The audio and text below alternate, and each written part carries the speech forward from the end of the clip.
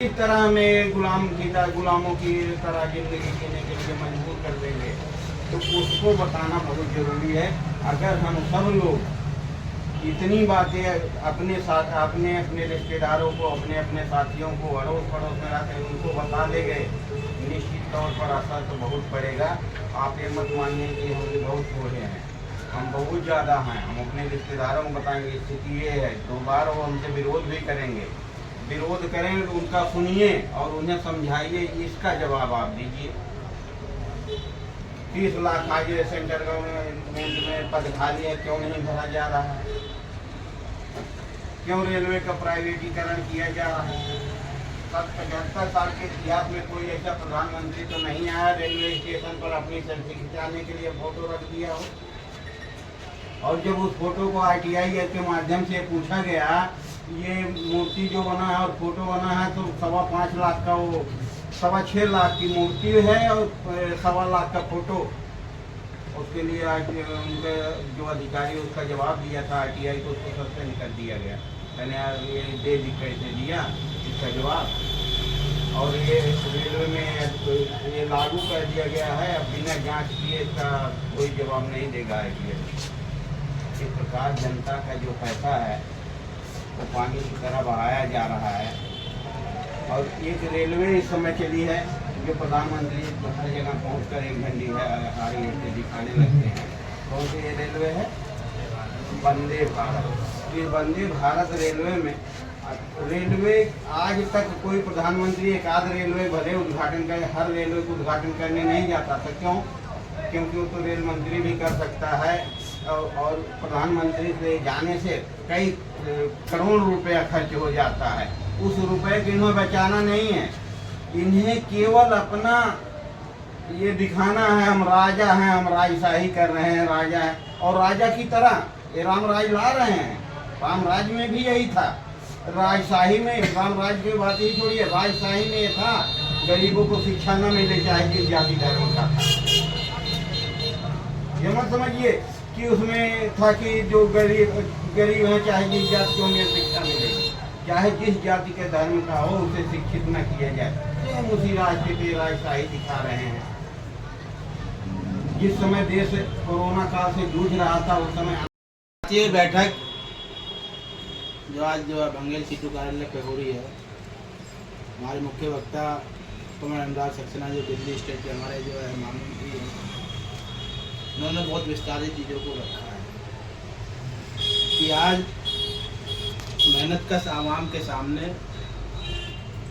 सबसे बड़ी चुनौती है कि अपने अधिकारों को अगर बचाना है, अगर अधिकारियों की लड़ाई को बचाना और लड़ने के अधिकार को बचाना है, तो भाजपा को हराना बहुत जरूरी है। हम ये नहीं कहते कि बाकी पार्टियां बहुत बढ़िया है, बहुत कुछ अच्छा से हो जाएगा, हमारी वो बिल्कुल समझ नहीं है। लेकिन कम से कम इतना तो है कि बाकी के समय में हमारे पास लड़ने का अधिकार तो रहता है। ये तो हमारा लड़ने का जो अधिकार है उसको ही खत्म करना चाह रहे हैं। श्रम कानूनों को खत्म कर दिया, 4 श्रम संहिताएं बनाई हैं जिनमें मजदूरों को फिर से 200 साल पहले के जो हालात थे गुलामी के, वहीं ले जाने के लिए जो है तैयारी की गई है। लड़कर संघर्ष से जो अधिकार हासिल हुए वो सब खत्म, और मालिकों को मजदूरों का पूरा शोषण करने की छूट होगी। ठेकेदारी व्यवस्था में मजदूरों का बहुत उत्पीड़न आज भी आप देख रहे हो, और इससे ज़्यादा उत्पीड़न और बढ़ेगा। आज तो ठेके मजदूरों के लिए भी कानून है, लेकिन अब तो कानूनी खत्म हो जाएंगे, परमानेंसी बचेगी नहीं। मालिक जब चाहे मजदूरों को नौकरी से निकाल देगा, आपके पास केस लगाने का अधिकार भी नहीं बचेगा। देश में संवैधानिक जो व्यवस्था है, लोकतंत्र है, बोलने की जो आज़ादी है, लड़ने की जो आज़ादी है, वो भी खतरे में है।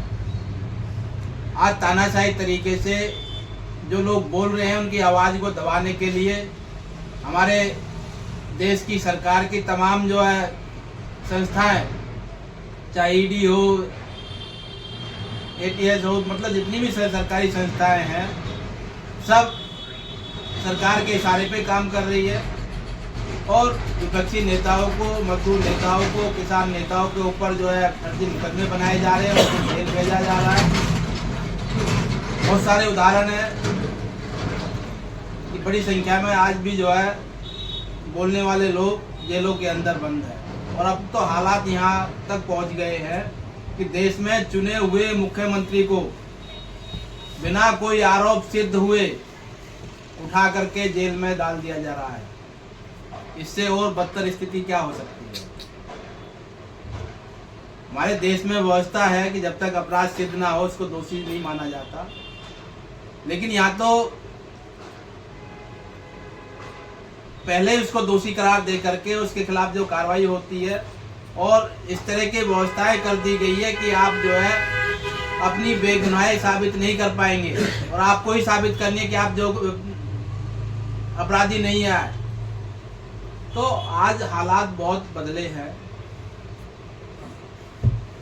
महंगाई बढ़ी है, बेरोजगारी बढ़ी है, रोजगार तो घटे हैं, सार्वजनिक क्षेत्र पूरी तरह ध्वस्त हो गया है, रोजगार बचे नहीं है, चाहे जो है बिजली हो, बीमा हो, बैंक हो, LIC हो, रेल हो, जितने भी सरकारी संस्थान थे वो सब धीरे धीरे जो है सरकार ने बेच दिए। कह रहे थे देश नहीं बेचेंगे, लेकिन देश की पूरी क्षमता इन्होंने उद्योगपतियों के हाथ में बेच दी।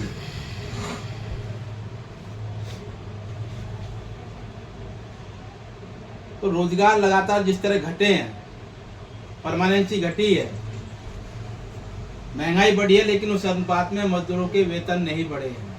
हम उत्तर प्रदेश का हिस्सा है, NCR के दायरे में हम लोग हैं। दिल्ली में, नोएडा में, गौतम बुद्ध नगर में, गाजियाबाद में एक समान महंगाई है। दिल्ली के अंदर 17,500 रुपये न्यूनतम वेतन है और यहाँ 10,000 जो कुछ रुपए न्यूनतम वेतन है। हालांकि दिल्ली में भी पर्याप्त नहीं है महंगाई के हिसाब से, लेकिन यूपी के हालात तो आप देखिए। डबल इंजन की सरकार है, 10 साल हो गए चलते हुए, मजदूरों का वेज रिवीजन क्यों नहीं किया? मजदूरों के लिए क्या किया उन्होंने? आज तक कोई भी मुख्यमंत्री हमारे बोले हैं? यहाँ के हमारे जो भाजपा सांसद है, जो प्रतिनिधि हैं, कभी मजदूरों की आवाज उन्होंने उठाई है? या विधायक ने कभी आवाज उठाई है मजदूरों की जो विधानसभा में? तो मजदूरों से, किसानों से इस सरकार को और सरकार के नुमाइंदों को कोई मतलब नहीं रहा है। ये लोग उद्योगपतियों के साथ खड़े रहे हैं। मजदूरों के ऊपर यहाँ दमन हुआ है, किसानों के यहाँ ऊपर दमन हुआ है। भाजपा विधायक, सांसद और उनके तमाम जो प्रतिनिधि खामोश बैठे रहे। ना तो उनकी समस्याओं का समाधान कराने का कोशिश किया गया, उल्टे मजदूरों को भी, किसानों को भी जेल भेजा गया है हक की आवाज उठाने पर। यह अलग बात है, अपने संघर्ष के आधार पे कई मांगों को हमने कई जगह जीत हासिल की है। किसानों ने भी लड़ करके कई जो है मुद्दों पर अपनी जीत हासिल की है, लेकिन इसके बावजूद भी सरकार कुछ करने को तैयार नहीं है। तो स्वास्थ्य सेवाओं की जो स्थिति आप देख ही रहे हैं, शिक्षा की जो स्थिति आप देख रहे हैं। आपके पास अगर पैसा है तो आप अपने बच्चों को आज पढ़ा सकते हैं, आप अपने बच्चों का इलाज करा सकते हैं। अगर आपके पास पैसा नहीं है तो ना तो आपका इलाज होगा, ना आपके बच्चे पढ़ पाएंगे।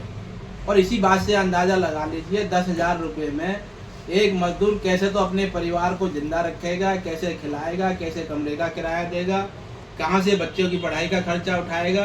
तो ये सरकार क्या सोच रही है मजदूरों के बारे में? तो गंभीर हालात है। इस हालात में CI2 की जो समझ है कि लोकतंत्र को बचाने के लिए, संविधान को बचाने के लिए, अपने अधिकारों को बचाने के लिए भाजपा को हराना आज जो है मजदूरों का प्रथम कर्तव्य है।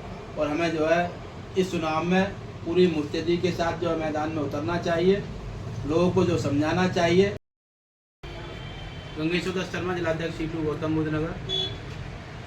C2 कार्यकर्ताओं की बैठक मंगल कार्यालय पे हुई है। साथ ही हमारे जिले के महासचिव गवर्नमेंट जो है रामसागर, जिला सचिव राम स्वराज और तमाम पदाधिकारी, और हमारे बीच में मुख्य जो वक्ता है C2 दिल्ली NCR राज्य कमेटी के महासचिव गवर्नमेंट अनुराग सक्सेना, सीटू का पूरे देश में जो अभियान चल रहा है, भाजपा हराओ, देश बचाओ, लोकतंत्र बचाओ, उस अभियान के तहत सीटू जिला कमेटी लगातार जो है अभियान चला रही है। आज मंगेल में बैठक हुई है। उस बैठक के जो मुद्दे हैं, तो क्यों सीटू इस अभियान को चला रही है, भाजपा को हराना क्यों जरूरी है, मेहनत का आवाम के सामने क्या चुनौतियाँ हैं, गवर्नमेंट अनुराग हमारे बीच में है, वो आज की बैठक की जानकारी और इस अभियान की जानकारी करेंगे। साथियों, आज देश के अंदर सबसे बड़ा लोकतंत्र के ऊपर हमला है। जितनी भी चुनी हुई संस्थाएं हैं, उनका इस्तेमाल करते हुए बहुमत के आधार पर उनका मिसयूज किया गया केंद्र सरकार के द्वारा। चाहे कृषि कानून हो, चाहे मजदूरों के लेबर कोड हो, चाहे अभी हाल में उजागर हुआ देश का सबसे बड़ा भ्रष्टाचार इलेक्ट्रॉन बोर्ड हो, इन सब के अंदर केंद्र सरकार की तानाशाहीपूर्ण रवैया साफ तौर पे उजागर हुआ है। किसानों के कानून बनेंगे, उसके लिए किसानों से बात नहीं की जाएगी। मजदूरों के लिए कानून बनेंगे, मजदूरों से बात नहीं की जाएगी। सरकारी संस्थानों का मुद्दा होगा, सरकारी कर्मचारियों से बात नहीं की जाएगी। महिलाओं के लिए कानून बनाना होगा, महिलाओं से बात नहीं की जाएगी। पूरा एक तरफा तरीके से केंद्र सरकार ने पिछले 5 साल में अपना कार्यकाल गुजारा है। उसका खामियाजा देश की आम जनता को, आम जन को भुगतना पड़ा है। लगातार शिक्षा, स्वास्थ्य जिस हिसाब से महंगी हुई है, मजदूरों का बच्चा, श्रमिकों का बच्चा आज की तारीख में अच्छी शिक्षा नहीं ले पा रहा है। हर जगह पर महंगी होती जा रही शिक्षा। स्वास्थ्य के अंदर सरकारी अस्पताल खोले नहीं जा रहे हैं, निजी अस्पतालों का बोलबाला है। तो आम जो इंसान है, आम मजदूर अपना और अपनी बीमारी की स्थिति में कहाँ इलाज कराता है। महिलाओं को ये बोला गया कि संसद के अंदर आरक्षण देंगे, अगर वो आरक्षण कब मिलेगा उसकी कोई समय सीमा नहीं तय की गई। महिलाओं पे विशेष करके अपराध बढ़ा है, ये सरकार के आंकड़े स्वयं बता रहे हैं। ऐसे में CITU ने मंथन करने के बाद में ये निर्णय किया है कि देश हित में, समाज हित में, मजदूरों, किसानों, आम जन के हित में ये बेहद ज़रूरी है कि BJP को सत्ता से हटाया जाए। और यही अपील करने के लिए आज हमने विभिन्न संस्थानों के नेताओं की बैठक बुलाई है। ये जो CITU का अभियान है लगातार चल रहा है।